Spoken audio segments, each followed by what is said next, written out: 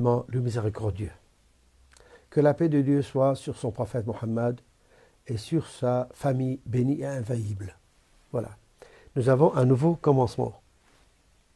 Assalamu alaikum. Alaykoum salam wa rahmatullah.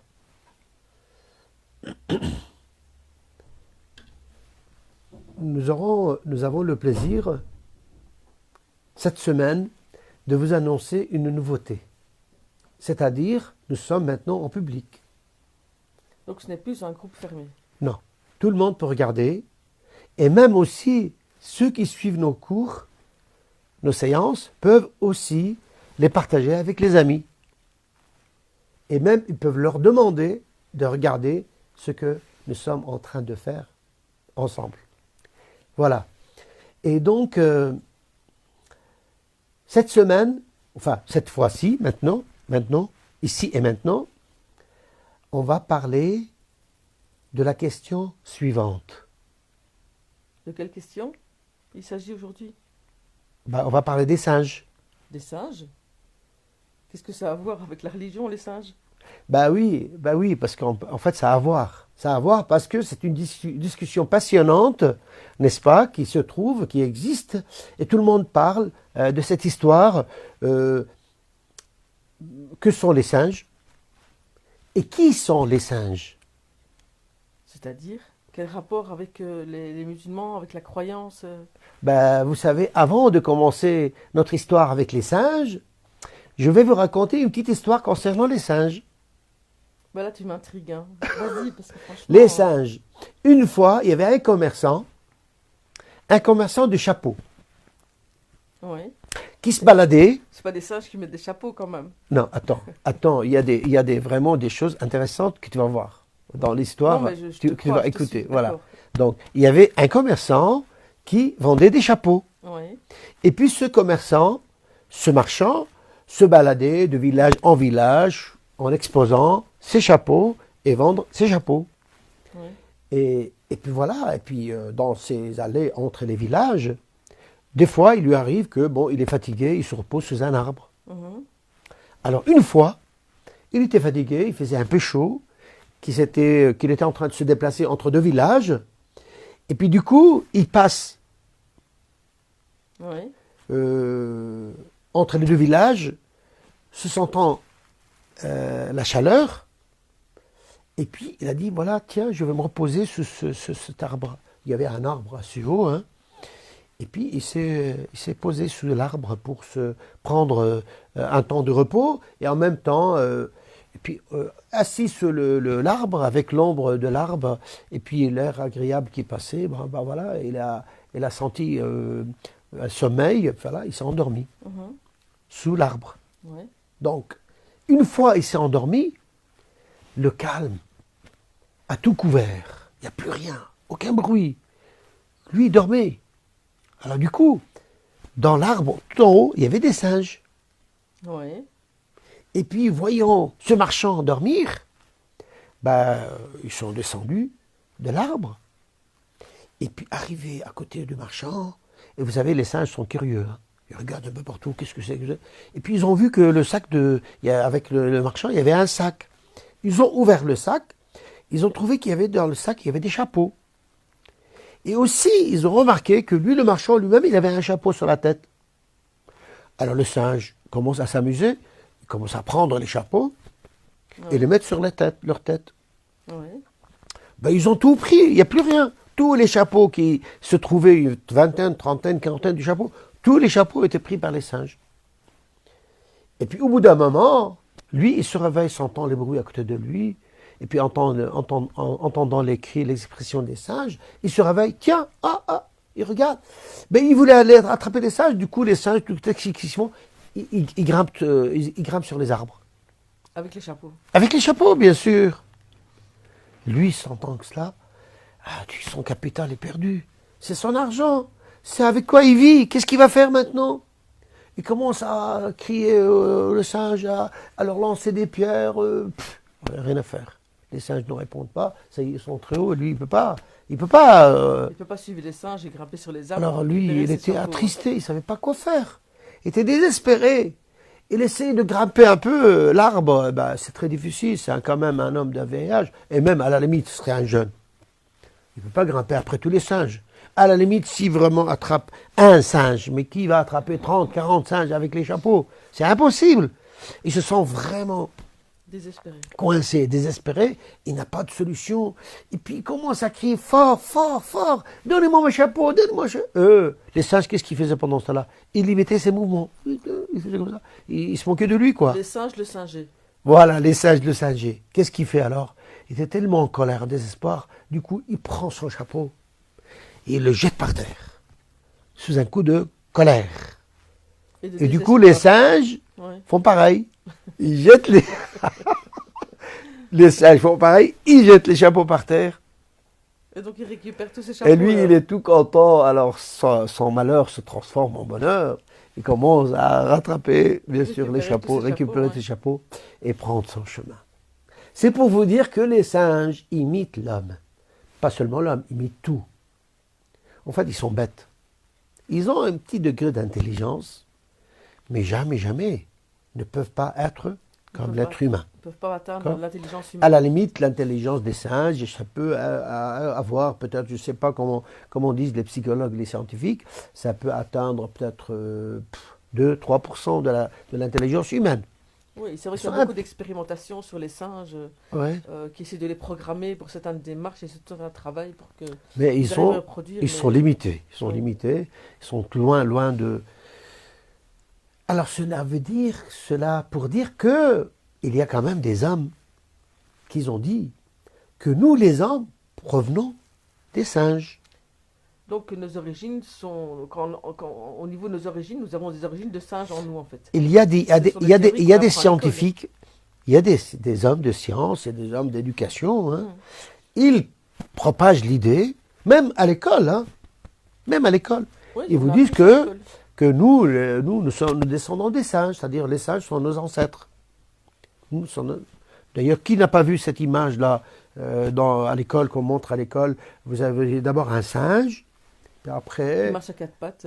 À quatre pattes, bien sûr, les singes. Après, il se lève un peu, et puis petit à petit, il se lève un peu.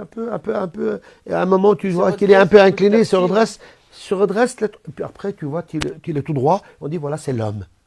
Donc c'est le singe. L'évolution du singe vers il a évolué vers l'homme. Oui. Et puis autour de cette histoire, il y a eu toute une polémique. Un débat en fait. Entre les croyants d'un côté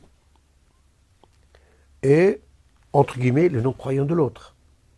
Quand tu parles de croyants, ceux qui croient dans la théorie ou ceux qui croient dans... C'est-à-dire les croyants disent, les croyants en général disent, non, nous n'avons pas des singes. Nous sommes des êtres créés par Dieu.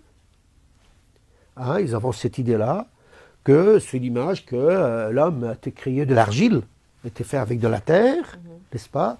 Ils s'imaginent que l'être humain, le premier Adam, a été fait sous forme d'une statue en argile, et que lui a donné l'esprit de la vie, l'esprit et l'âme, et voilà, du coup, il est devenu vivant. Et de l'autre côté, ceux qui nient cette croyance, c'est plutôt dans la théorie de l'évolutionnisme. Voilà, ils disent non, nous les hommes, personne n'a créé l'homme. L'homme, il vient de l'évolution. Il vient de l'évolution du singe pour devenir un homme.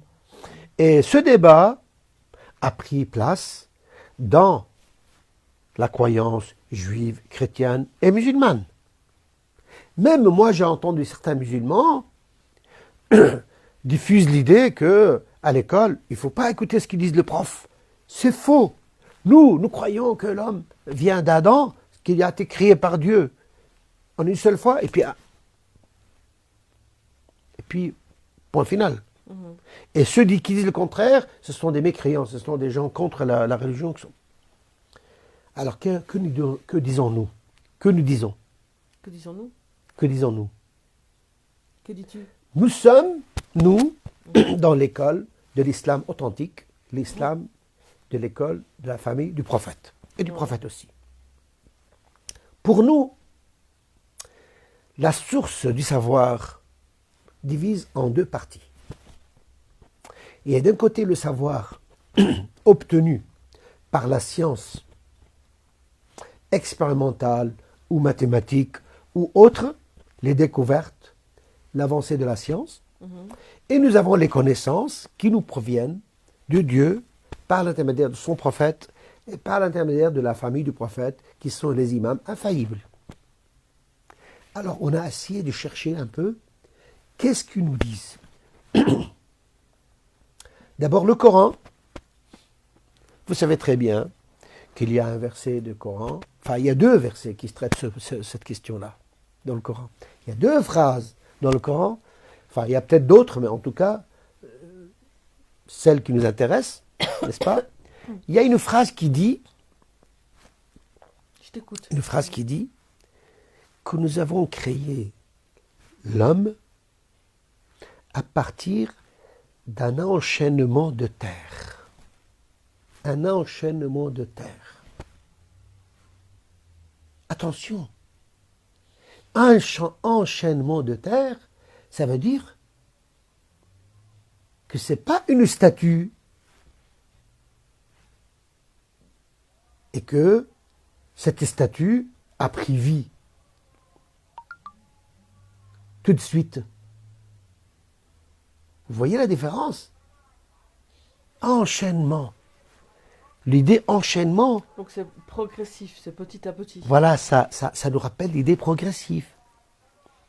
D'un autre côté aussi, il y a une autre phrase dans le Coran qui dit « Nous avons fait à partir de l'eau tout être vivant ». C'est-à-dire que tout être vivant provient de l'eau. On ne viendrait pas nous dire qu'on vient des poissons aussi. Et donc, voilà, donc c'est une bonne remarque qu'elle vient de dire maintenant, Somaya Isabelle. Elle vient de me rappeler que, bien sûr, il y a ceux qui disent aussi que l'homme vient du poisson, c'est-à-dire avant de devenir singe, il était poisson. Et avant le poisson, qu'est-ce qu'il était aussi? Une cellule vivante. Et avant cellule vivante, on ne sait pas jusqu'à maintenant, la science ne sait pas quoi dire. Mais en tout cas, on découvre qu'ici, entre le Coran d'un côté et la science de l'autre, il n'y a pas de contradiction. Le Coran ne dit pas que l'homme a été fait sous forme d'une statue en argile et que Dieu a donné l'âme tout de suite. Non, le Coran, il dit que c'est vrai que l'homme provient d'argile, mais il provient d'un enchaînement d'argile. Et en même temps, il dit qu'il provient aussi de l'eau. Donc il y a deux sources. Il y a l'argile, il y a l'eau. Et aussi, encore autre chose. Il y a encore autre chose. Peut-être pour expliquer aux enfants qui sont jeunes, enchaînement, c'est comme si à chaque fois il y avait un épisode avec une étape précise en fait. Voilà, et par étape. Il y a à étape. chaque fois une étape où. Voilà. Et aussi, et vous avez notre imam, l'imam Ja'far al-Sadiq. C'est un des imams de la famille du prophète, un imam infaillible qui ne se trompe jamais. Il a dit que vous avez, comme votre Adam celui-là, 1 millier d'Adam avant. Adam qui est raconté dans la Torah, dans l'Évangile et dans le Coran, qui est le premier grand-père des humains. Avant lui, nous avons 1 millier d'Adam. C'est-à-dire ceux qui disent que l'humanité a commencé avec un seul Adam, se trompent, largement se trompent. Se trompent. Et cela, qu'est-ce que cela nous fait? Cela nous fait que nous, par rapport aux théories qui sont anciennes à l'école, comme quoi l'homme est un être qui est venu de l'évolution, peu importe cette théorie vraie ou fausse, si elle est vraie, elle ne contredit pas le Coran, elle ne contredit pas l'islam, elle ne contredit pas l'islam authentique, qui est l'islam du prophète, l'islam de Dieu, l'islam de nos imams infaillibles. Donc elle ne contredit pas. Et si l'autre théorie qui était vraie, c'est-à-dire, c'est-à-dire, on ne sait pas, peut-être qu'il y a une autre manière que l'homme ne vient pas du singe. Peut-être il a évolué à part, parce qu'il y en a qui disent maintenant non, que l'homme c'est vrai, il a évolué, mais il ne vient pas du singe. Alors si l'autre théorie est vraie, aussi cette autre théorie ne contredit pas non plus l'islam, ni le Coran, ni d'islam authentique de la famille du prophète des imams infaillibles. Donc attention les enfants, il ne faut pas croire tout ce qu'on veut dire, que l'islam dit ça, ça veut dire que non. L'islam authentique, c'est l'islam qui est en parfaite harmonie avec le Coran et l'enseignement du prophète et des imams, la famille du prophète, les imams, nos imams infaillibles. Voilà. Et donc, j'arrive à la fin de notre cours, notre séance. Je ne sais pas, est-ce que tu as envie d'aller voir les singes maintenant, après cette histoire? Je ne sais pas si j'ai envie d'aller voir les singes, mais j'ai envie de savoir est-ce que les enfants, ils ont bien compris, est-ce que l'idée de cette leçon, c'est donc de mettre en évidence que on se pose toujours plein de questions par rapport aux origines de l'homme. Oui. Et donc on a plusieurs théories. Il y en a qui disent que donc c'est Dieu qui a créé les hommes sur base d'argile ou d'eau, et d'autres qui défendent l'idée que ce n'est pas Dieu qui les a créés, mais c'est une évolution et qu'on aurait des origines parmi les singes. Mais que finalement, au niveau des références musulmanes de la famille du prophète, que la paix soit sur eux, aucune des théories n'est en contradiction avec les hadiths, et que donc toute science est bonne à apprendre et à étudier. Mais aussi, Dieu a créé tout, hein, parce que le monde ne peut pas exister sans Dieu. Dieu a tout créé, mais est-ce qu'il a créé comme ça, ou comme ça, comme ci, on ne sait pas. On sait que Dieu a créé le monde. Et il nous a créé aussi. Et heureusement, grâce à lui, nous sommes là, en train de parler ensemble. Mais donc, je ne sais pas, est-ce que les enfants ont des questions à poser?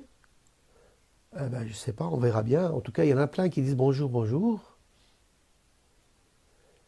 Voilà. Merci bien d'avoir suivi notre cours cette semaine. Inch'Allah, à plus tard. Mais donc, je rappelle que vos questions sont les bienvenues. Donc, même si l'émission s'arrête pour le premier niveau maintenant, si vous avez des questions qui restent, n'hésitez pas à nous les envoyer, à nous les poster. On ne manquera pas d'y répondre.